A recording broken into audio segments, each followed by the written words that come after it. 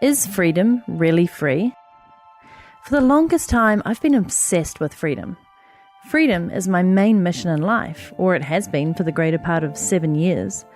But recently, I've been realizing that my hunt for understanding, defining, and having freedom may be completely off track. And that's a huge revelation to have when you've named your new podcast Quest for Freedom, and your hero's name is Vedana, and you think you have all the freedom in the world. So several weeks ago, I saw my friend Conni post an update on Facebook about attending Tony Robbins' Date with Destiny. Now, Conni is the founder of Planetbackpack. She's written a book. She's a bit of a YouTube star. And on her About page, she says she believes in holistic lifestyle design, slow travel as a spiritual experience, connecting with our bodies and souls through healthy, clean eating, meditation and yoga, and opening our hearts through healing and connecting to ourselves. So, on her Facebook update, she wrote, "Life will never be the same again. 6 days with Tony Robbins in Florida, and I feel like the greatest transformation of my life just happened. So powerful, so deep, so incredibly healing. I have finally let go of my story, and I'm starting a new one. Amazing miracles happened in these days, things I never thought possible. Everything feels wide open, just like in this photo that I took on the beach on the last morning. Infinite gratitude and love in my heart. This is Life 2.0. Now, incidentally, at the start of this year, I decided to invest in myself for the first time in a long time and take up a mastery program through none other than the Tony Robbins Institute. I'm actually heading to Unleash the Power Within event in London at the end of April. If you want to join me, there are still tickets. Head to nataliesisson.com/Tony, Tony, and grab one, and I'll see you there. And if you don't know who he is, in a nutshell, he is the world's #1 personal development master who's worked with presidents, Oprah Winfrey, and people who will pay him $1 million for an hour of his time. Sadly, I'm not actually working with Tony one-on-one, but I will be working with his team and going to his events. His documentary, I Am Not Your Guru, is a great insight into how he works if you want to watch it. Now, I first read his book, Awaken the Giant Within, back in 2004, when I was actually training for a body sculpting competition. And that year, in big part thanks to reading his books and listening to his audio series, I had one of the most amazing years of my life. I felt like I could achieve anything I put my mind to. And that year in particular, I did. I won the regional North Island Body Sculpting Championships. If you want to know what I look like with a lot of fake brown tan on me, super lean and super muscular after eating a lot of chicken and broccoli and working out for 3 hours a day, just come across to nataliesisson.com/4 and I'll insert a photo for you. I got a kick-ass job, which sounds so strange to say in the same sentence given I never want a job again, and I completed my Certificate in Fitness Management diploma extramurally through Otago University. I was unstoppable, and aside from neglecting my personal relationship with my then boyfriend, everything else in life was going amazing. So, back to my Facebook chat with Conni in December, which went like this. Me. Well, that answers my question to what did you get out of it? Sending a big virtual hug of freedom your way to go with your transformation. Conni, you know what's funny? Freedom was always so high on my values list. In the process of Date with Destiny, I kicked freedom off my list. After having questioned it and looked at what it cost me, I realized this intense strive for it has outserved me. I now feel freer than ever not having freedom as my main driver anymore. Crazy. Me. I think I need to jump on a chat with you about that for my new podcast starting in the new year. And so we did. And here it is. Yep. It was this epiphany during Date with Destiny with Tony Robbins in December. And he was talking about freedom and how he one day started to question his quest for freedom that he was following his whole life. And he was telling this long story. In the end, he said that once he questioned his search for freedom, it was that he realized that he can stop looking for freedom and feel a lot freer. I thought about this for days and weeks after that. And then eventually it hit me. I was like, wow, so I've been looking for freedom. I've been searching for freedom my entire life. It's been my main mission with whatever I do, wherever I go. It's always like, how much freedom will this give me? How much freedom will I have? It dictated the way I do business. It dictated my travels. It dictated my personal life, my relationships. It was always about freedom, freedom, freedom. And then I realized actually by constantly being on this path to freedom, it's like engaging everything by how much freedom it will give me. I'm not actually free. I kind of trapped myself into thinking that by constantly striving for freedom, that would make me free. And so then I had this epiphany and I realized, wow, I can let it go. Now, when Conni said this, I was nodding my head in fervent agreement. I realized I'd come to exactly the same conclusion. If I'm constantly pursuing freedom, in some ways, I'm a slave to it. Now, how's that for a mind-bending thought? What she said next, though, blew me away, even if I alluded to it a little earlier on. I can actually, because with Destiny, what you do is you come up with a list of values in your life that are really important to you, and then you kind of revise them and go through the whole 6-day process. So then at the end, you come up with a new list of values. And it's kind of like a new blueprint. You kind of upgrade your entire inner system. Freedom was obviously number one next to love and all these things on my first value list. And then at the end, freedom was not on my list anymore. It wasn't needed anymore. And that was for me so huge because I could kind of let that go and realize I am so free. Like the life that I have, it's already so free. I don't need to measure freedom anymore. I can stop it. Like I can do whatever I want. I've achieved so many things. And so on the outside, I've completely achieved freedom. And then obviously there's this other level of freedom, and that was another thought process and integration process that then started, was the comparison between outer freedom and inner freedom. And so I realized, wow, so I've got all this outer freedom. There's no need to keep on striving for that. No one can take that away from me. But how free am I on the inside? And this is a great question. In fact, this is at the core of the Quest for Freedom podcast and season 1, as I come to grips with what is personal freedom really. So please come across to nataliesisson.com/4 and let me know what you think about this. What's your version of freedom? Do you think real freedom is all about mastering the inner game of freedom? What Conni goes on to say next may resonate with you too, especially if you've ever been in a place like her. I know I have, and I speak to that too. Listen in. So this has more become my message with what I do is really what is the essence of freedom and how can we go beyond the outer freedom of lifestyle design and doing what we want and having passive income, and then go into the next level of, okay, well, maybe I have a lot of shadow work to do to kind of free myself, and then to actually be able to enjoy the outer freedom in the first place. Because I realized after like a year ago, even I was at a very depressed place in my life.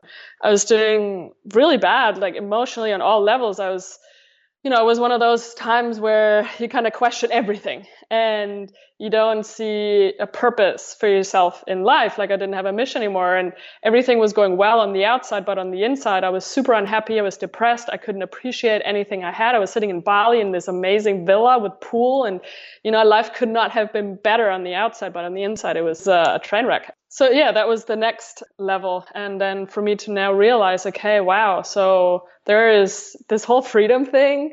It's way more than we might initially think it is. Before we dive into what comes next in our conversation, I'd like you to know that this episode is proudly brought to you by the one and only Drip. Are you looking to build your email list? If so, you need to check out nataliesisson.com/drip. DRIP. Drip is a powerful email and marketing automation platform that you can start using for free. So it's great for both startups and seasoned pros.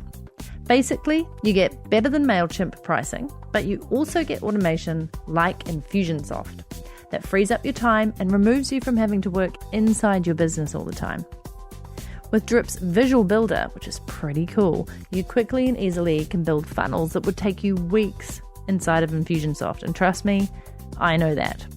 Best of all, this company was recently acquired by my good friend and Leadpages founder, Clay Collins. So I got Clay to put together an exclusive deal for my Quest for Freedom tribe. Check out nataliesisson.com/drip to see just how amazing Drip is and how it can help you build and monetize your audience. Remember, if you're just building your list, Drip is completely free. And I'm not talking free trial kind of free. It's just free. Free forever, or at least until you have more than 100 contacts in your Drip account. That means you can start growing your list, try out marketing automation, and even send your first email broadcasts. All for free. So what Conni said next, I could absolutely resonate with, as it's something I've been recognizing in myself. In all of these years of traveling the world and wanting to be free, I've shied away from locking in full-on plans, or committing too far out, or saying I'll definitely turn up to a place, or even to interviews and appointments. Now, if there's one person who knows me well, I'd like to think it's myself. And that behavior, well, that's just not me. Don't get me wrong, I fully commit to the projects I take on and my peeps. So, for example, the Write the Damn Book Freedom Lab I'm running, I turn up to every single live session we do multiple times a week to write our damn books, and I always deliver on my promise of the expert interviews and lessons that go along with it. But anything that's not driven or led by me, I've been shying away from over the years. Now, in part, I know that's because I've had to take a step back and reserve my time and energy to make sure I can give it to the right people, my family, my friends, and my community. But some of this lack of desire to commit has definitely affected how I live, and even my approach to relationships, which I'll come to in future episodes. Here's what Conni had to say. Yeah, it's funny how I can commit to things now a lot more. I feel like I can make plans better. I don't feel pressured, because usually before I would really shy away from making plans, or people pinning me down on a certain date to do something, even if it was only a few weeks away. And that was a real issue. And I realized that if I don't commit to things in life, then how can I also attract people that, because that's been a bit of my issues, I would attract people that also can't commit. And that would make my life very difficult in relationships and friendships and, all these areas. And so I realized, well, if I can't commit, how am I ever going to attract more reliable people into my life? So anyway, I just realized that I can commit to plans, and I feel comfortable doing so. It's kind of nice. It also, like right now, I'm in a place for 3 months and I feel awesome. I really don't feel like moving around much right now. I have a daily routine. I have a wonderful lifestyle here in Southern California. I'm just really enjoying being creative and being in one place. I don't have this urge to keep moving.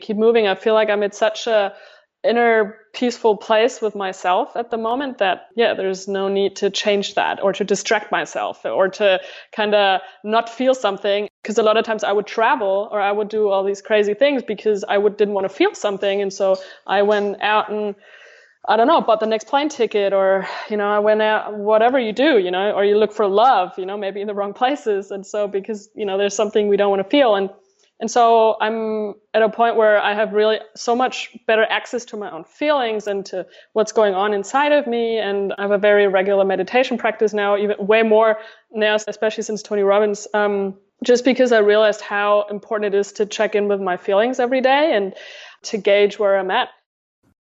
P.S. I covered off on meditation and even included a mini one in this season's second episode called Mind Your Mindfulness. You'll see it in your list if you've subscribed on iTunes or Stitcher or SoundCloud, or just come to nataliesisson.com/2. Back to Conni.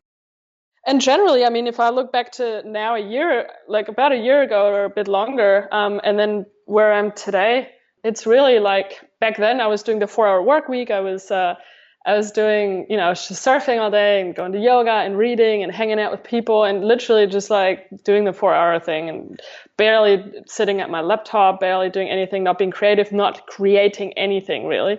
It was all, business was automated. And so after a while though, I just realized, and I was getting depressed, and I just also realized eventually, wow, I'm not contributing to this world. I'm not growing.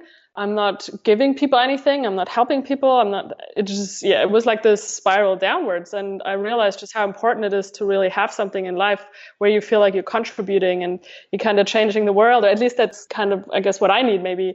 And so now every day I wake up in the morning and I can't wait to get out of bed and start creating or learn stuff. There's so much enthusiasm and ambition there. And mostly because I've found things and ways to contribute again and to help other people and inspire other people. And that in itself is a well of fulfillment. Thanks, Conni, for providing such a beautiful segue into exactly how I've been feeling lately too. And by lately, if I'm really honest about it, I mean for the last 18 months. I was reading a blog post I'd written called Why My 9-Day Digital Sabbatical in Samoa Transformed My Life. I did this trip with my dad in October 2014, and it was magical. Yet, as I read back over this post for research for my upcoming book, I took note that I talk about falling out of love with my business and not feeling as if the work I'm doing is as meaningful as it could be. I was frankly surprised I wrote this back then, and that I've been talking about it since then, and that in September 2016, I finally said, that's it, I'm going to take a break from my business. And that is finally happening this April 2017. I mean, that's a lot of talking about it and not doing, right? Which is kind of my jam. I'm an action taker. Normally, I just do. So clearly this has been a long time coming decision to make and act upon. And I guess giving up on everything you've worked so hard for to take a short break isn't a decision to be taken so lightly.